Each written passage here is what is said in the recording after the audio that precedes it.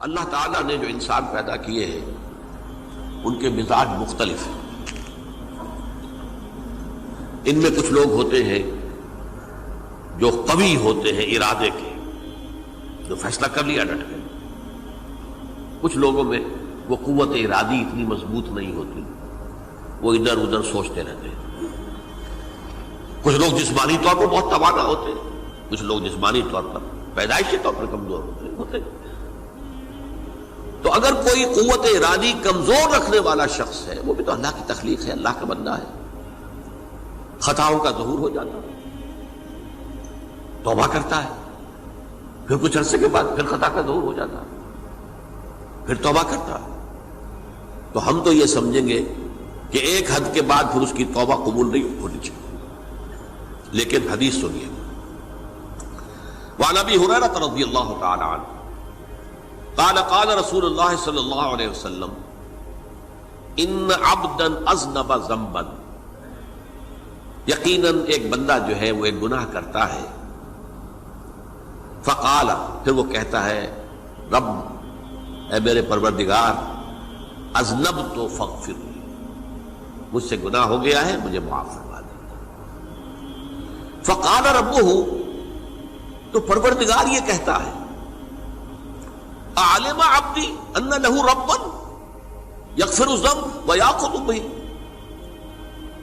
میرا یہ بندہ یہ جانتا ہے کہ اس کا ایک رب ہے جو گناہ معاف بھی کر سکتا ہے اور سزا دے بھی سکتا ہے.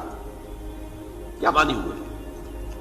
گناہ اس نے کیا ہے لیکن جانتا ہے اللہ کو کہ وہ معاف بھی فرما سکتا ہے، تبھی تو وہ اللہ سے معافی کی درخواست کر رہا ہے.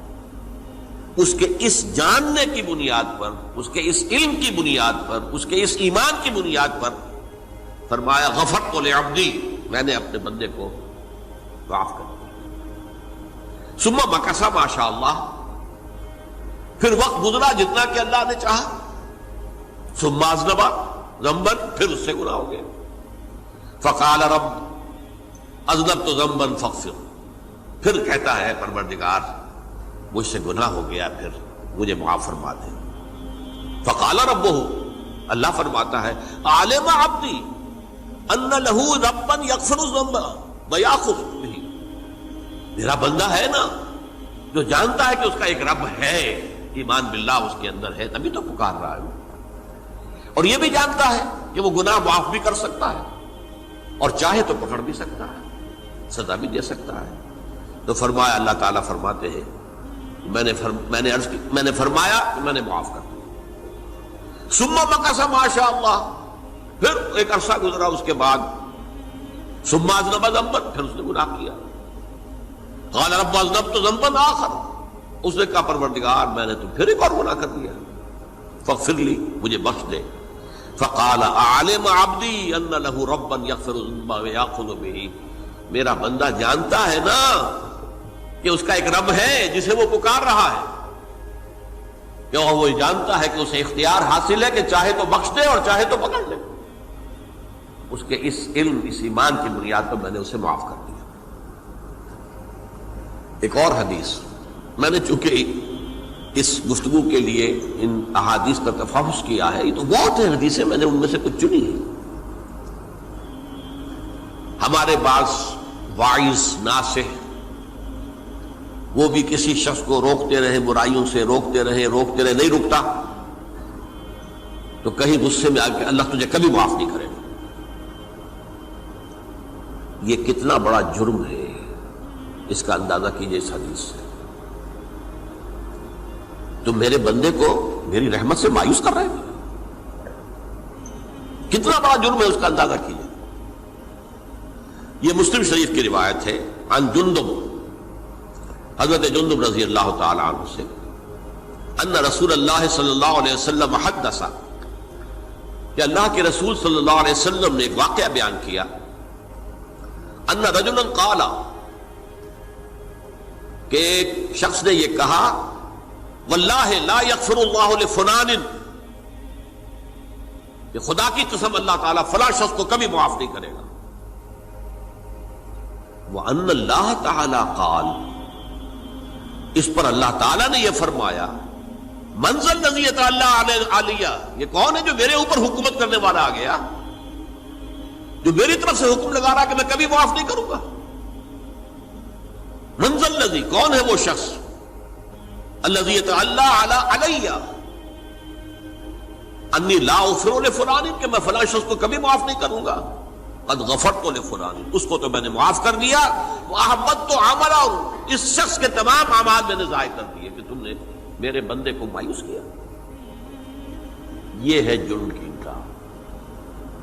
تو توبہ کی دعوت دیتے رہو، توبہ کے لیے لوگوں کو آمادہ کرتے رہو، توبہ جو ہے اس کے لیے ترغیب دیتے رہو، اللہ تعالیٰ معاف فرمانے والا۔ اب آخری حدیث سنا رہا ہوں، یہ تو بہت ہی عجیب حدیث ہے اور متفق علیہ، یہ بخاری اور مسلم دونوں میں۔ حضرت ابو سعید الخدری رضی اللہ تعالی عنہ جو ہے اس کے راوی ہیں، حضور نے فرمایا کانا فی من کانا قبلکم رجل قتل 99 نفسا، تم سے پہلے جو امت تھی بنی اسرائیل، گویا کہ ان کا ذکر ہے، اس میں ایک آدمی ایسا تھا جس نے 99 قتل کیے تھے۔ اب آپ اندازہ کیجئے کتنا بڑا گناہ کبیرہ ہے قتل۔ قرآن مجید میں آتا ہے وَكَأَنَّمَا قَتَلَ النَّاسَ جَمِيعًا، اگر ایک انسان کو بھی ناحق قتل کر دیا گیا تو یہ ایسی ہے گویا کہ اس نے پوری نوع انسانی کو قتل کر دیا، اس نے 99 قتل کی۔ فَهَلْ لَهُ مِن تَوْبَةٍ، پھر اس کے بعد یہ ہوا کہ اس کے اندر توبہ کا جذبہ پیدا ہوا۔ فَسَأَلَ عَنْ أَعْلَمِ أَهْلِ الْأَرْضِ، تو اس نے پھر سوال کیا، لوگوں سے پوچھا کہ زمین میں رہنے والوں میں کون سب سے بڑا عالم ہے؟ فَدُلَّ عَلَى رَاهِبٍ، تو اسے بتایا گیا فلاں راہب فلاں جگہ پر ہے، وہ بہت نیک ہے، بڑا عالم ہے۔ فَأَتَاهُ، وہ اس کے پاس آیا، فَقَالَ أَنَّهُ قَتَلَ 99 نَفْسًا فَهَلْ لَهُ مِن تَوْبَةٍ، انہوں نے کہا دیکھیے راہب صاحب، میں نے 99 انسان قتل کیے، اب مجھے یہ بتائیے کہ میرے لیے توبہ کا کوئی امکان ہے؟ فَقَالَ لَا، انہوں نے کہا نہیں۔ فَقَتَلَهُ، اس نے اس کو بھی قتل کر دیا۔ فَكَمَّلَ بِهِ 100، اپنی سینچری مکمل کر لی، مطلب 99 کے بعد ایک کی کسر تھی، اس کو بھی قتل کیا، 100 پورے کر لیا۔ ثُمَّ سَأَلَ عَنْ عَالِمِ أَهْلِ الْأَرْضِ، پھر اس نے پوچھا کوئی اور کوئی بڑے عالم انسان ہو۔ فَدُلَّ عَلَى رَجُلٍ عَالِمٍ، پھر اس کی رہنمائی کی گئی ایک بڑے عالم شخص کی طرف۔ فَقَالَ إِنَّهُ قَتَلَ 100 نَفْسٍ، تو اس نے وہاں جا کر کہا کہ میں 100 انسان ہلاک کر چکا ہوں، قتل کر چکا ہوں۔ فَهَلْ لَهُ مِن تَوْبَةٍ، میرے لیے توبہ کا کوئی امکان ہے؟ فَقَالَ نَعَمْ، کہا کیوں نہیں، 100 قتل کیے تب بھی کیا ہے، توبہ کا راستہ دروازہ کھلا ہوا، مَا لَمْ يُغَرْغِرْ، جب تک کہ وہ گھنگرو نہیں بج رہا اس وقت تک تمہارے توبہ کا دروازہ کھلا ہوا ہے۔ فرمایا نعم، وَمَن يَحُولُ بَيْنَهُ وَبَيْنَ التَّوْبَةِ، تمہاری توبہ کے درمیان اور تمہارے درمیان کون حائل ہو سکتا ہے، توبہ کا دروازہ کھلا ہے۔ لیکن ساتھ ہی کہا انطلق الی ارض کذا و کذا، اب تم ایسے کرو جہاں تم رہتے ہو وہاں نہ جاؤ واپس، وہاں کا ماحول اچھا نہیں ہے، معاشرہ اچھا نہیں ہے، ہو سکتا ہے کہ تم توبہ پر قائم نہ رہ سکو، تم فلاں جگہ چلے جاؤ، وہاں اچھے لوگ آباد ہیں، ان میں جا کر رہو۔ فإن بها اناس یعبدون اللہ تعالی، وہاں ایسے لوگ آباد ہیں جو اللہ کی بندگی کرتے ہیں۔ فاعبد اللہ معہم، تو تم ان کے ساتھ مل کر اللہ کی بندگی اور پرستش کرو۔ ولا ترجع الی ارضک، اپنی زمین کی طرف اپنے وطن میں واپس بن جاؤ۔ فإنها ارض سوء، وہ بری جگہ ہے۔ فانطلقا، تو وہ چل پڑا، ہجرت کر رہا ہے، اس جگہ جا رہا ہے جہاں کا راہب نے بتایا تھا۔ حتی اذا نصف الطریق، جب آدھا راستہ اس نے پورا کر لیا، اتاہ الموت، موت آ گئی۔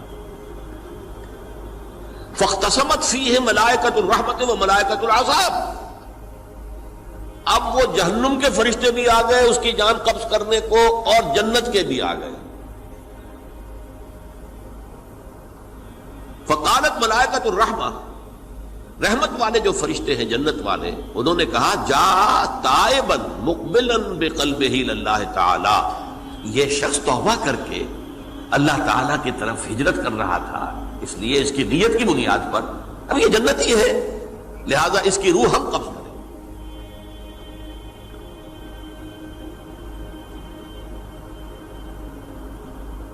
وقالت الملائکۃ العذاب، اور وہ جو عذاب والے فرشتے ہیں وہ کہیں گے انہ لم یعمل خیرا قط، تو نے توبہ کے بعد کوئی نیک عمل تو کیا ہی نہیں، تو کس بنیاد پر اس کو تم جنت میں لے جاؤ گے؟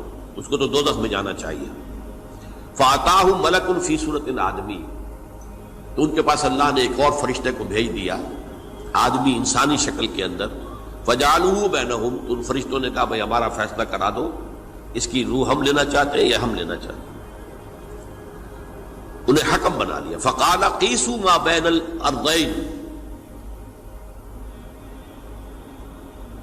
فَإِلَىٰ أَيَّتِهِمَا كَانَ أَقْرَبَ، کہ تم فاصلہ ناپ لو جہاں سے وہ چلا ہے اور جہاں جا رہا تھا اور یہاں اس کی موت ہو رہی ہے، تو کون سا فاصلہ زیادہ ہے؟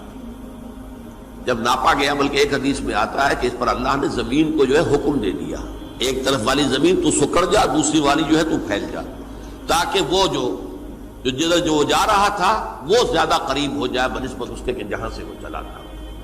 تو اس فیصلے پر پھر جو فرشتے تھے جو کہ رحمت کے فرشتے تھے وہ اس بندے کو لے گئے جنت کے اندر۔ یہ ہے توبہ کی عظمت اور اس کی تاثیر۔